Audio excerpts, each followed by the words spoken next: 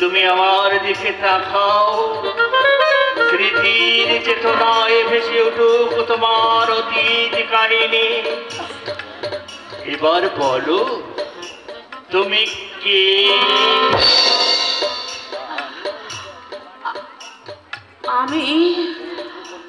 আমি সমুদ্র কন্যা লক্ষ্মী।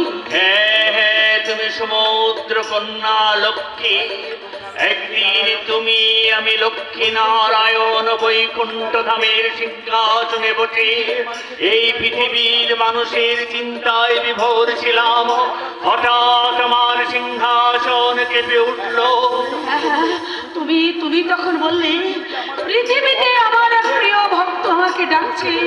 বুঝতে পেরেছিলাম মহামণি সৌমের কঠোর তপস্যার জন্য এই কম্পন। তখন আমি ভক্তের মনোবাসনা পূর্ণ করবার জন্য সৌমের তপবনে উপস্থিত হলাম। উপস্থিত হতেই মণিবার আমার কাছে বর চাইলেন, বললেন তোমার লক্ষ্মীকে আমি পরজন্মে স্ত্রী হিসাবে পেতে চাই। মনের সে প্রার্থনা তুমি তো দিতে অস্বীকার করেছিলে। আমি তার প্রার্থনা পূর্ণ করেছিলাম।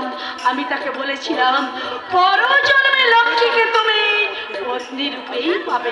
আর সেই জন্যে আমি মহামণি সৌমকে অভিশাপ দিয়েছিলাম, লক্ষ্মীকে তুমি পরজন্মে পত্নী হিসাবে পেলেও তাকে ভোগ করবার অধিকার তোমার থাকবে না।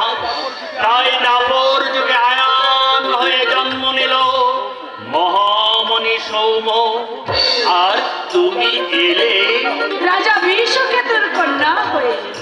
আর এদিকে দুষ্টের দমন, শিষ্টের পালন।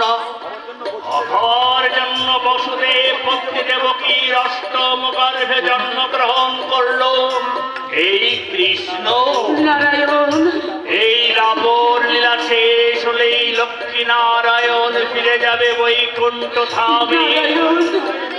আঘাত না এলে এই জীব জগতে কৃষ্ণ পূজার প্রচার হবে না।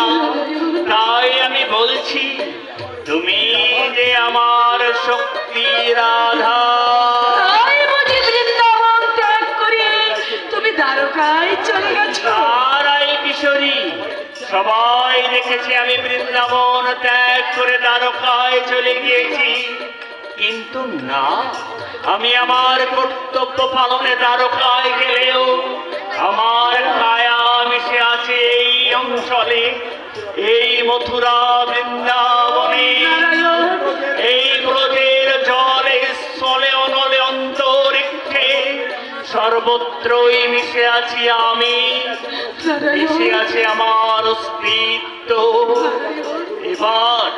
এবার বসে যাক তোমার অতীত স্মৃতি, করে নাও তুমি কলঙ্কের মালা।